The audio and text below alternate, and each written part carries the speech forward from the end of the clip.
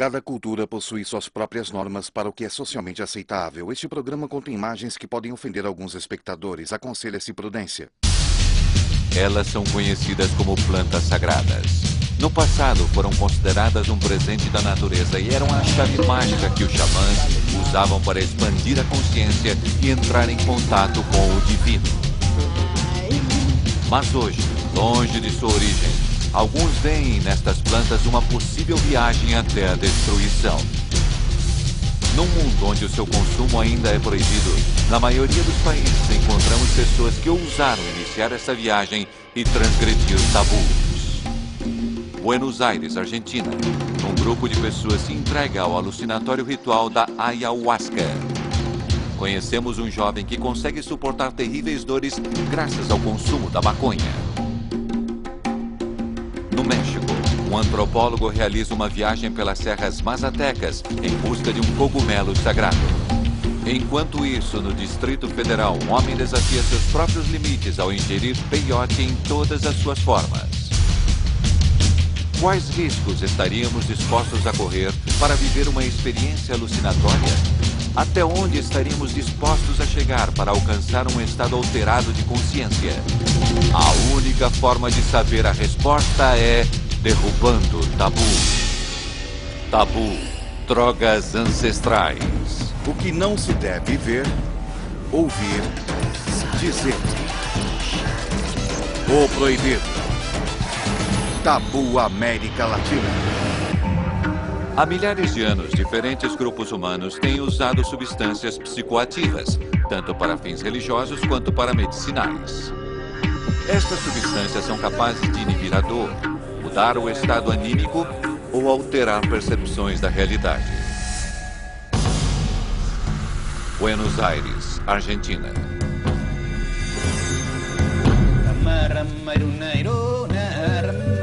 Jerônimo Tejedor é um psicólogo que se interessou em estudar as plantas sagradas da selva peruana.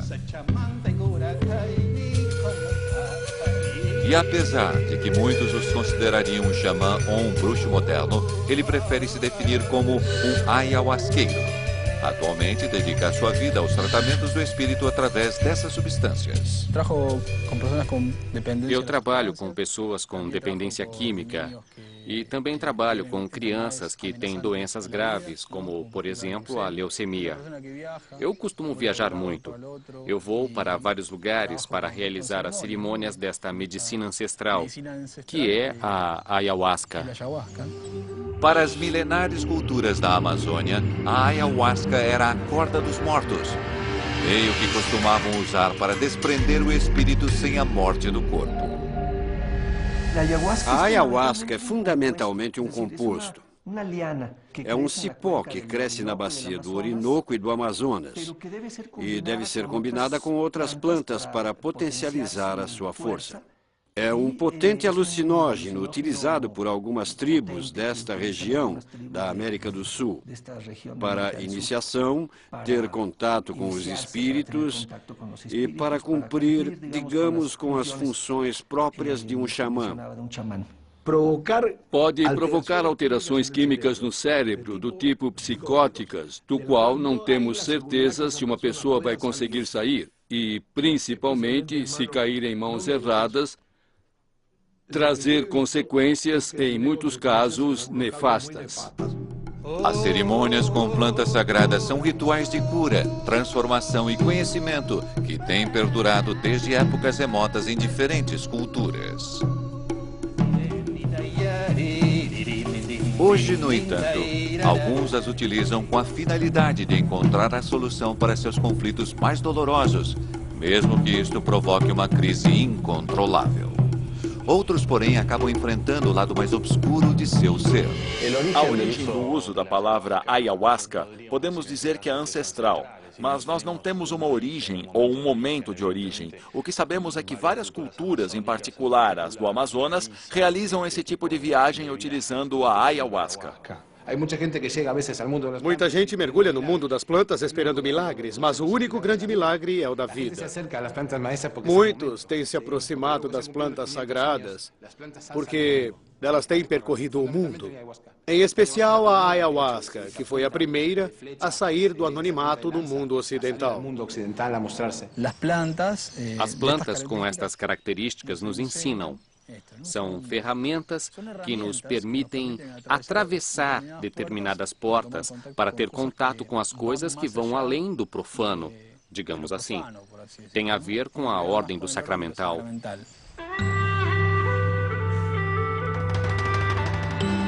Entrar em contato com a ayahuasca é entrar em contato com outra cultura e conhecer o que atualmente definimos como xamanismo. Ela também é chamada planta de poder, uma planta medicinal importante, um enteogênico, como já foi caracterizada em certos momentos. Há alguns anos, as drogas ancestrais foram classificadas como enteogênicos, termo que provém da raiz grega theos, Deus, e o prefixo em dentro, o que vem a ser a manifestação interior do divino. Cada cultura possui suas próprias substâncias que alteram o estado anímico e os estados de consciência.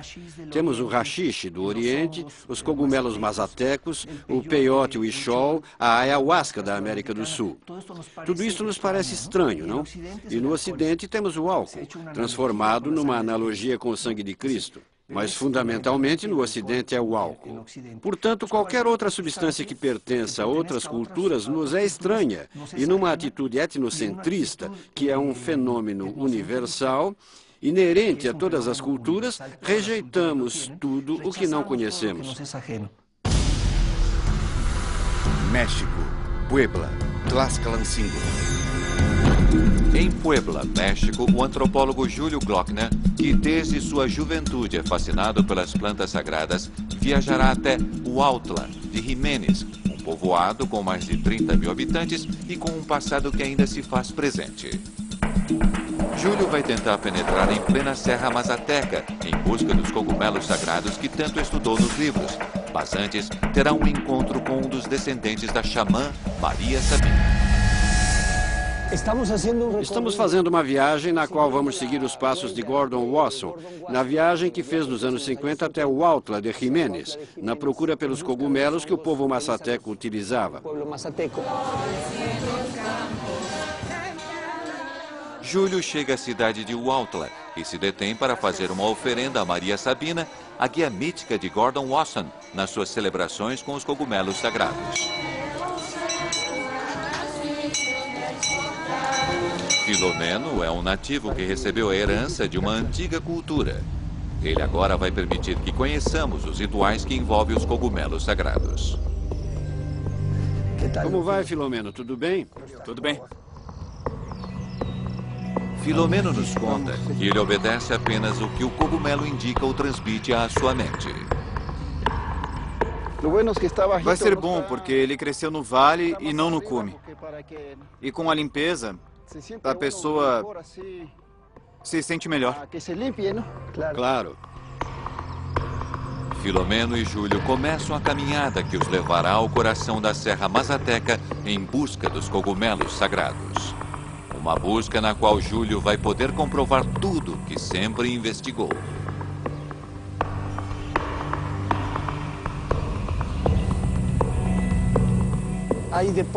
De fato, temos uma percepção diferente das coisas, e à medida que transcorre o tempo, vamos alcançando um refinamento e uma agudeza muito grande e intensa de todos os sentidos, onde predomina sobretudo a beleza. Vou começar.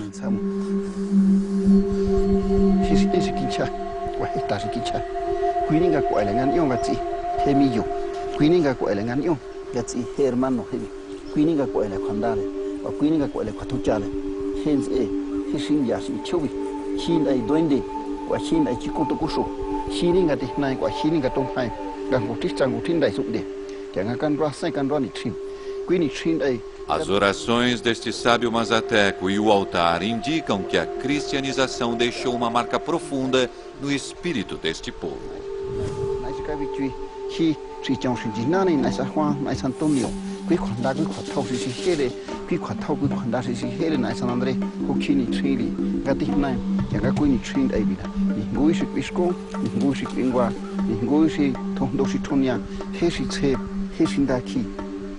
Em nome do Pai, do Filho e do Espírito Santo.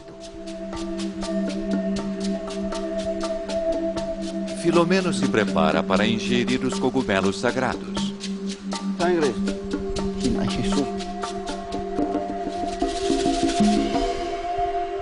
Júlio é abençoado por ele, que aos poucos começa a sentir uma poderosa força que o fará entrar no misterioso transe.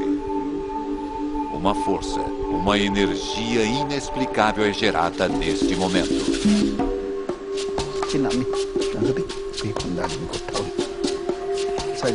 Sagradíssimo. A Maria Sabina. Pai interior, que nunca falha e que nunca erra.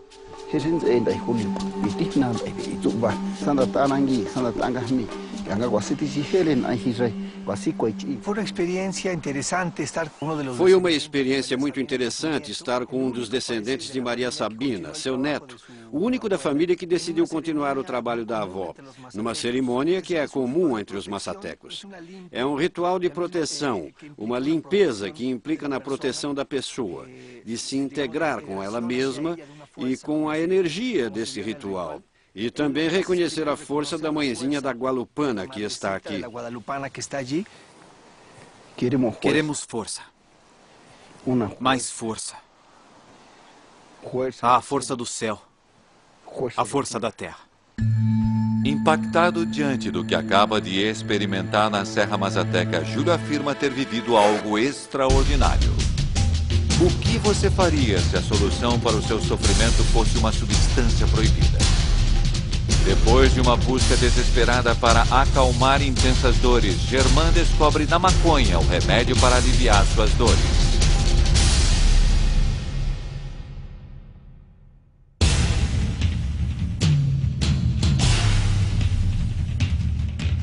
Para os antigos xamãs, as plantas tinham um espírito e uma grande missão: ajudar.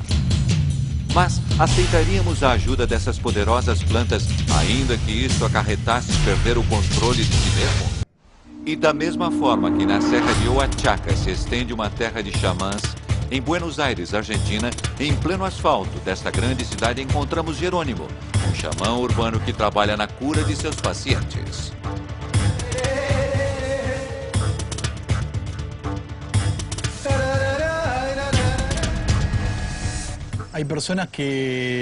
Existem pessoas com diferentes tipos de doenças ou pessoas com dependência química que já ouviram falar nos tratamentos onde a ayahuasca é usada, entre outras coisas, como um complemento destes tratamentos. As plantas sagradas trabalham de uma forma muito distinta, simples e primordial, concentrando o remédio onde deve atuar. No Ocidente, os remédios são bem conhecidos. Para a dor de cabeça, tomamos um analgésico, que é um remédio específico. Mas a medicina, como nós a entendemos, deve atuar no corpo, na mente e no espírito. Mas nem todos estão de acordo com o uso psicoterapêutico das drogas ancestrais.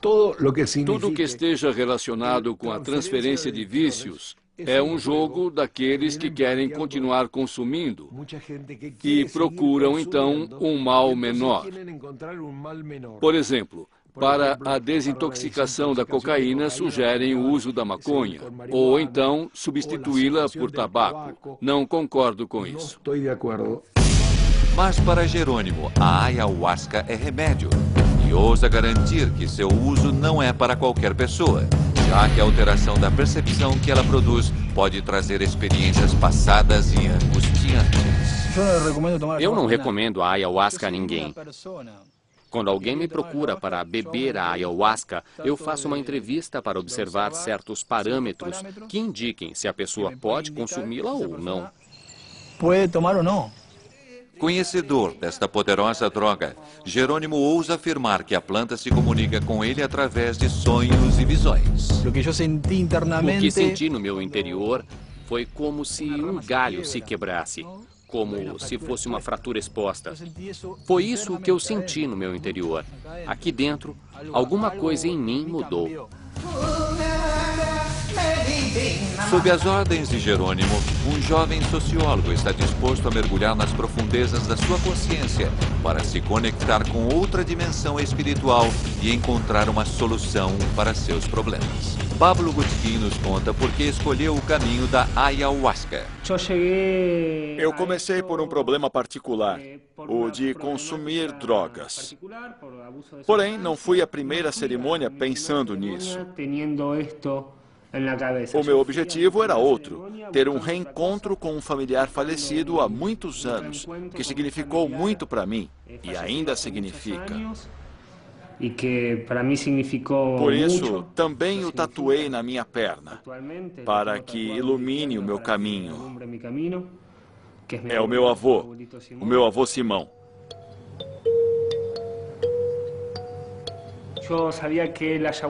Eu sabia que a ayahuasca poderia me proporcionar, se eu tivesse sorte, um encontro com algum familiar.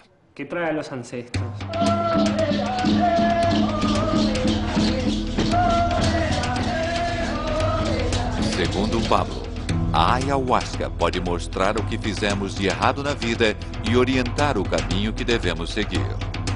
No caso de Pablo, ele teve que enfrentar algo que não queria reconhecer, que era um viciado. Um dos instrumentos para seu tratamento contra o vício é a ingestão da ayahuasca.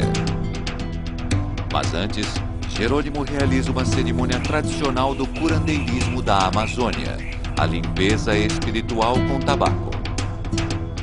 O procedimento consiste em beber chá de tabaco e água repetidas vezes. Com isso, limpamos uma série de coisas do nosso interior, basicamente através do vômito. Mas não é muito agradável e só de pensar sinto um aperto no peito. Antes da cerimônia, eu já sentia vontade de vomitar. Em algumas cerimônias de limpeza com tabaco, tive visões. Em outras, tive que ficar de cama o dia inteiro.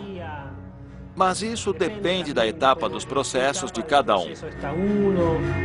Pablo já participou de cerimônias de tabaco nas quais teve sórdidas alucinações.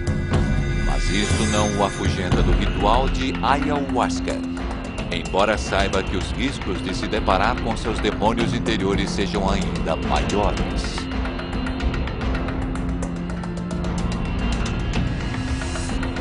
Buenos Aires, Argentina. Num bairro residencial da cidade, poucas pessoas imaginariam encontrar uma exuberante horta de maconha no terraço desta família. É claro que eu sempre estarei na clandestinidade, porque supostamente eu estou fazendo algo que não está dentro da lei. Nem mesmo dentro da medicina. Até onde seríamos capazes de chegar para aliviar terríveis dores? Estaríamos dispostos em manter um jardim clandestino? A planta para mim é um remédio que me ajudou a continuar vivendo. Ela é parte da minha vida, parte importantíssima da minha vida. Devido a um problema de má formação de seu rim, Germán faz uso diário da cannabis medicinal como uma solução para suas terríveis dores. Eu tive uma vida normal até os 18 anos. Minha adolescência foi normal. Comecei então a ter sintomas de dor na região pélvica e disfunções urinárias. E depois de fazer exames, descobriram que eu não tinha o rim esquerdo. Isso aos 21 anos, ou seja, durante todo esse tempo eu passei por vários médicos e ninguém desconfiava que os sintomas eram por má formação. Não descobriram nada. As incansáveis tentativas dos médicos de atenuar a dor o levaram a realizar várias cirurgias, mas a dor não passava e Germán não conseguia levar uma vida normal. Ele apresentava um quadro de dor que afetava a região esquerda do corpo. E mesmo depois de recorrer a tratamentos e aplicações locais de medicamentos, a dor não passava. Essas tentativas são muito comuns entre pacientes que sofrem de neuropatias dolorosas ou doenças que causem dor. Atormentado por dores insuportáveis, a vida de Germán estava sobrecarregada de exames invasivos, analgésicos e, sobretudo, muita frustração. Nada parecia aliviar seu sofrimento. Mas foi apenas em 2006 que o seu médico receitou um medicamento inovador chamado Sesamet. Sem saber, o remédio seria a porta para o outro mundo, o mundo da cultura cannabis. A bula do medicamento que eu estava tomando naquele momento para controlar a dor dizia que era um canabioide e que tinha uma relação com o que pode ser extraído da planta cannabis. Estas drogas imitam a ação do THC, que é um canabioide, e atuam através de outras vias para controlar a dor. Foi quando Germain decidiu agir e começou a elaborar o seu próprio medicamento, maconha. A partir daquele momento, Germain passou a ter consciência que estaria entrando no âmago do tabu. Bem no dia que me receitaram Sesamet, saí do hospital e tomei conhecimento do THC numa banca de jornais. Sebastian Bassalo é jornalista e cofundador da controversa revista de cultura canábica THC. Germain foi entrevistado por ele como exemplo do seu uso medicinal e desde então os dois mantêm relação muito próxima. A maconha não só alivia a dor. A sensação ou o princípio de prazer que ela produz contribui muito também para melhorar o bem-estar da pessoa que a consome. Com suas polêmicas publicações espalhadas em bancas de jornal de seu país, Sebastian afirma que um dos propósitos da sua revista é difundir o uso medicinal da maconha. A maconha consumida em estado puro possui componentes que provocam danos. Mas quando extraímos alguns componentes para elaborar um medicamento, esse quadro muda. Buenos Aires, Argentina. Agora sim, chegou o momento de ingerir uma nova dose da ayahuasca, numa cerimônia na qual Pablo vai participar junto a um grupo de pessoas. A cerimônia será realizada em plena cidade de Buenos Aires, mas em segredo, para evitar que vizinhos denunciem este tipo de ritual por considerar que transgride a barreira do permitido e do aceitado numa cultura urbana. Neste ritual não poderão conversar, não poderão ter contato corporal nem interagir. Se alguém passar por uma situação difícil e não conseguir se controlar com os próprios meios, eu vou interferir para que a pessoa saia com segurança do transe, sem perder a confiança e a serenidade. São muitos os efeitos quando ingerimos a ayahuasca. Eu posso citar alguns: vômitos, diarreia, tremedeiras, sudoração, frio, calor, visões coloridas, vertigens, sensação de medo, náuseas. A cerimônia começa e é guiada por música, cânticos e mantras.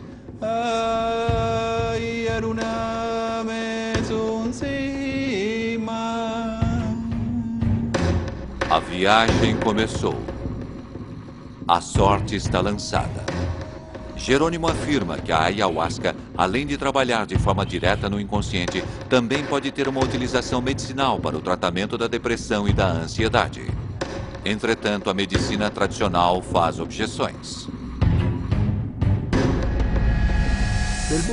Do ponto de vista médico, considero absolutamente pertinente que estejam proibidas e que seu uso não esteja estendido à população. Isso porque são substâncias que denominei psiconeurobiosociogenético tóxicas, ou seja, possuem fatores absolutamente nocivos para a saúde humana. E não existe nenhuma razão nem necessidade que sejam utilizadas fora do contexto médico, a não ser que alguma delas possa ter alguma finalidade especial. Depois de arrepiantes visões, o ritual chega ao seu fim. Alguns decidem ficar em silêncio. Outros, porém, precisam compartilhar as experiências tenebrosas que acabam de viver. Foi uma experiência linda, porém devastadora. Devastadora? É interessante, não é? Esta é a forma de sentir os outros personagens que temos. Onde você sentiu o mal-estar? Onde foi? Na altura do estômago. Enquanto você cantava, a vibração das minhas mãos se espalhava para outras áreas do meu corpo. E quando acabou, continuei sentindo essa vibração. Somos energia e pude sentir isso. Sentiu a planta? O que achou? Bem, foi difícil. Queria que acabasse, queria ir embora. Não viu quando acabou? Eu estava tentando me autocontrolar. A planta é muito forte, muito forte. Às vezes sentia felicidade, às vezes sentia tristeza. O encontro com meu avô foi muito emocionante. Há muitos anos esperava por isso. Foi visual. Foi uma coisa visual. E também algo da ordem da percepção que transcende o visual. Senti a presença dele. Podemos dizer que sim, que é um tabu. Para nós, é algo que não conhecemos muito bem. E na hora de abordá-lo, gera uma certa insegurança, um certo medo, que é comum no ser humano pela própria natureza do medo ao desconhecido. Foi um despertar, um renascer. Algo em mim morreu e algo nasceu. Voltou. Isso foi a ayahuasca para mim.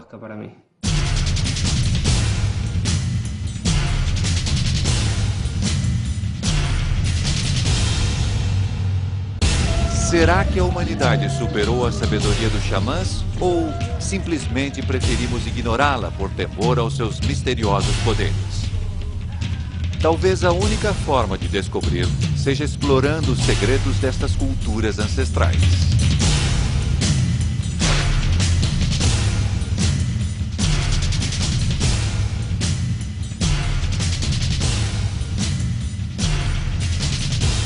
Tabu, América Latina.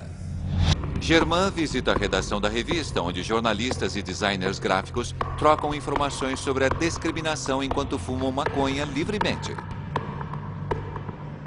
Eles contrariam uma sociedade que ainda mostra uma grande resistência ao uso dessa substância pela sua frequente associação com o crime e o tráfico.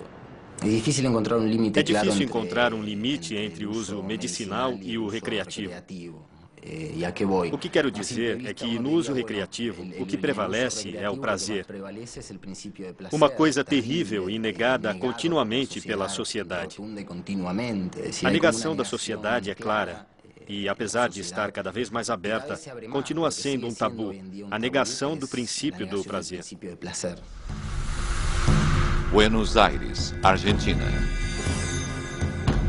Germán, longe de todos os olhares preconceituosos, parece ter conseguido ultrapassar os limites do convencional. Ele afirma ter o remédio que precisa a poucos metros do seu quarto. Mas para conseguir um melhor efeito e não prejudicar seus pulmões, Germán deve realizar a difícil tarefa de utilizar um vaporizador diariamente para absorver o componente THC e poder começar o seu dia sem sentir dores angustiantes. Eu não recorro à planta quando sinto dores agudas. O que eu faço é uma profilaxia, ou seja, evito que a dor ou a crise se torne maior. Embora hoje as dores de Germán sejam mais leves graças ao consumo de cannabis, o fantasma de viver na ilegalidade se faz presente a cada dia. Quando as plantas começam a florescer e a crescer, como se dissessem, estou aqui, num lugar como um terraço, onde não se pode camuflar muito, você sempre se sente perseguido. Vira paranoia. Acredito que a proibição seja por uma oposição do mundo moderno, que exige do indivíduo o máximo de rendimento em seu trabalho. E a maconha é uma planta que provoca um relaxamento, dá uma certa calma e faz com que o mundo seja visto de uma maneira mais despreocupada, mais leve.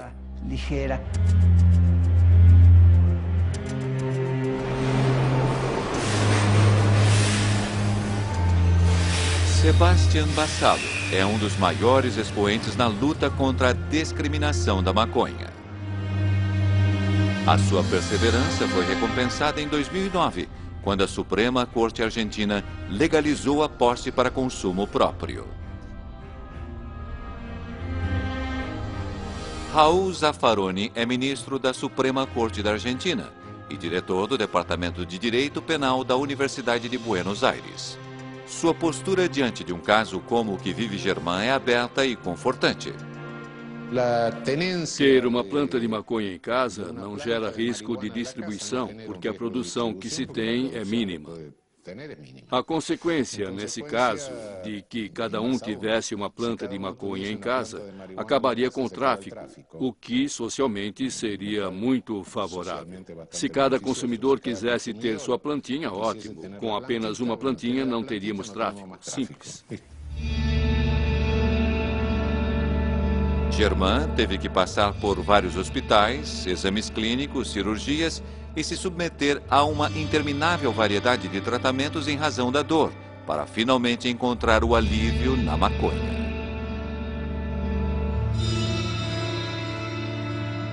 No caso de Germán, pelo que pude ver, estava claro que havia uma indicação médica. E se a indicação médica não for algo absurdo, ou seja, se for válida no âmbito da medicina, veja bem, não estou justificando, mas pelas normas estaria fora do contexto de proibição. A norma proíbe com um objetivo, o da saúde pública. O bem jurídico é a saúde pública. Portanto, quando há um critério médico para tratar a saúde de uma pessoa, e isso não afeta a saúde pública, nós não nos intrometemos, porque está fora da proibição. México, San Luis Potosí, Real de 14. Na Serra Mãe Ocidental do México existe um povoado, um universo mágico governado pela casta dos xamãs, a ancestral cultura Huichol.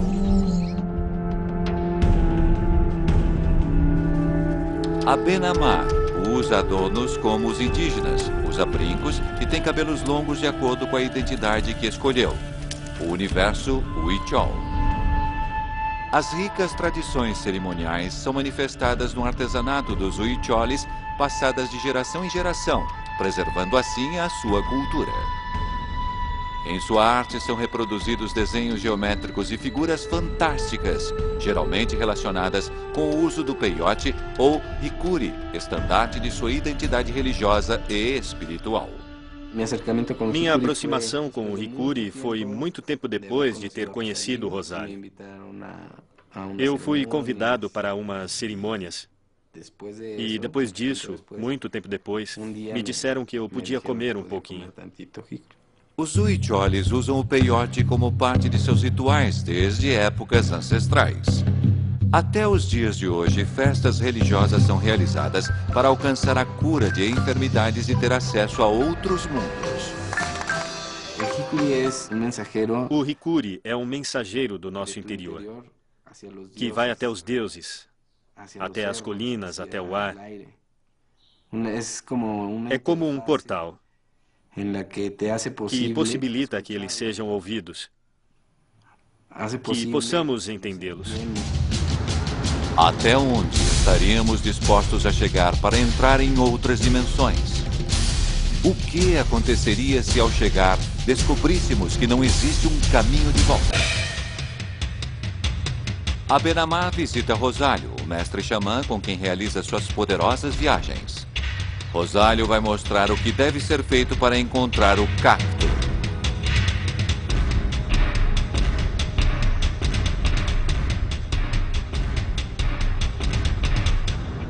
Nós vamos até o deserto deixar a oferenda. A pessoa deve levar o que é mais importante, as velas e as flechas. E onde você o encontrar, porque se você tiver sorte, vai encontrá-lo.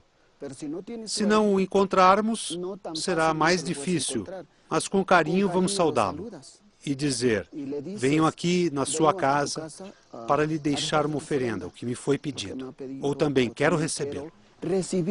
Rosálio e a Benamar caminham pelos mistérios do deserto Huichol com o propósito de encontrar os cogumelos que vão usar durante a cerimônia. As pessoas pensam que é droga, e se você não souber usar, pode até ser considerado uma droga, mas não é isso. Para nós, é muito sagrado. É preciso entender que apenas um é suficiente. As pessoas vêm aqui e consomem muito, e ficam loucas porque não sabem dos riscos. Sabe-se que o principal cacto com propriedades alucinógenas é o peiote.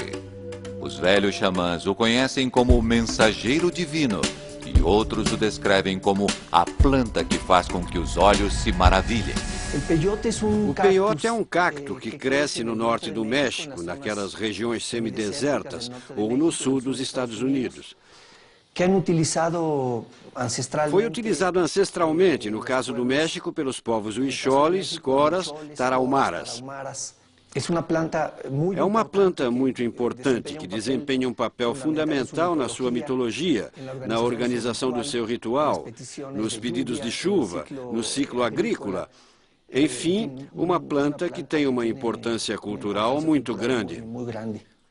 Alucinógenos, enteogênicos, drogas visionárias, drogas de poder. Esses são alguns nomes que as plantas sagradas recebem. Mas o que acontece quando um jovem decide consumir peiote numa cidade sobrecarregada de estímulos? O que acontece quando o cacto é consumido fora de seu contexto e sem a supervisão de um mestre? Para muitos, isso significaria romper barreiras. México, Tepoztlán. No México, as tradições indígenas se misturam com uma cidade moderna, populosa e em contínuo movimento. Depois de um consumo excessivo de cogumelos alucinógenos, ou demolidores, como são conhecidos por aqui, tive um período de desprendimento corporal. Portanto, esses cogumelos não são uma brincadeira. O que para alguns é uma viagem de exploração interior, para os especialistas da saúde, isso pode terminar de forma desastrosa e provocar consequências fatais. As pessoas que precisam das drogas, dessas substâncias para viverem algo mais, na verdade, são seres humanos que não toleram suas próprias limitações. As drogas provocam a ilusão de sermos algo mais do que somos. E com essa história de espiritualidade, muita gente começa a experimentar. Na cidade é bem diferente. Trata-se de uma planta sagrada que nos leva a um estado alterado de consciência, a um estado diferente de percepção. E com ela podemos ter conexões através dos níveis energéticos que temos com tudo que nos rodeia. Por isso é bem diferente estar no lugar onde se produz o peiote, por existir uma relação, inclusive de nível químico, com os nutrientes da terra. É isso que essas propriedades nos oferecem, essa é a diferença. Consumi-lo na cidade é estar no vazio, e consumi-lo aqui é como estar dentro do seu ser. No entanto, Túlio não parece se assustar com as consequências que sofreu nas experiências anteriores. Certamente foi pela minha falta de conhecimento que fiquei fora da realidade por um longo período de tempo, por 6 meses. As pessoas geralmente chamam isso de ficar na viagem. E eu literalmente fiquei na viagem na primeira vez que ingeri cogumelos. Isso provocou problemas familiares muito grandes, porque eu não conseguia dormir. Eu tinha apenas aproximadamente 2 horas de sono por dia. Ter uma má viagem é o nome que recebem as experiências negativas originárias da ingestão de alucinógenos. Crises de pânico associadas à confusão mental ou alucinação com perda do autocontrole e perigo de suicídio são alguns dos riscos que podem surgir. No entanto, para Abenamar, a sua experiência com o consumo de peiote parece ser diferente. Existem muitos mitos, e acredito que seja por isso que as pessoas o procurem tanto. As pessoas se assustam com a proximidade das plantas sagradas. Também há muita curiosidade, muita morbidez, de certa forma. Antes de mais nada, existe uma resistência cultural no consumo dessas substâncias porque não as conhecemos e porque são perigosas. Elas foram consideradas diabólicas por muitos séculos e esses preconceitos ainda estão presentes no mundo moderno. Finalmente, chega o momento culminante. O xamã e seu ajudante decidiram ingerir o peiote recém-colhido. Sim, agora vamos começar, porque já o encontramos. Faz tempo que tínhamos que vir e passei 2 semanas dizendo, quero fazer o ritual, precisamos fazê-lo, mas nunca tinha tempo. Hoje, porém, estamos aqui para entregar a oferenda. É importante que as pessoas saibam que não adianta consumi-lo se elas não possuem o conhecimento. Elas não vão entender as mensagens do peiote. Esse é um caminho de muito sofrimento, de muito esforço e dá trabalho aprender ou tentar entender o que o peiote oferece. Porque sem conhecimento, o peiote vai dizer verdades ou revelar muitas coisas. E se você não estiver limpo, não vai conseguir entender. Rosário e Abenamar já estão prontos para ingerir o peiote. Os filhos do mestre xamã também decidem participar do ritual. É um momento de muita solenidade.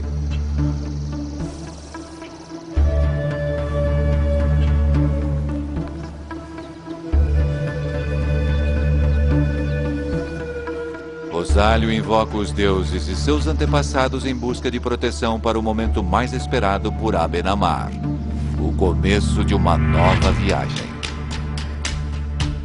Enquanto isso, Túlio decide transgredir as regras.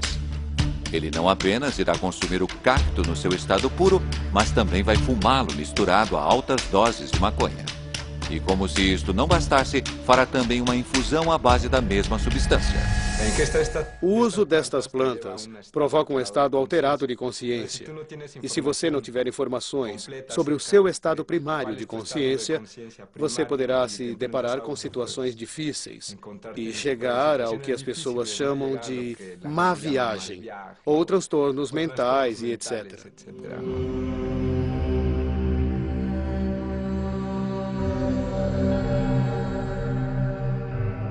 As cartas já estão na mesa.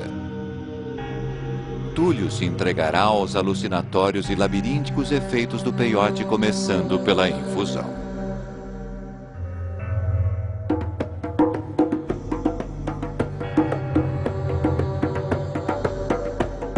Túlio se mostra decidido e não parece se preocupar com o que pode acontecer. Depois que a infusão terminar, será a vez de fumar o cigarro de peiote e maconha. Para que a experiência seja completa, falta dar o último passo: ingerir peiote. O que está sentindo? É inexplicável? É indescritível. Ao ingerir este tipo de substâncias, você já está em outra frequência. Definitivamente não tem volta, não tem retorno. Já é algo normal, já me acostumei. Acredito que esta planta, o cogumelo, pode ensinar muita coisa. E a mensagem é clara: todos somos um. México, San Luis Potosí, Real de 14. A experiência de hoje foi muito tranquila. Porque naquele momento eu consegui entender que estava sendo abençoado. Que o vento e a chuva me ouviram, se fizeram presentes e fizeram a limpeza.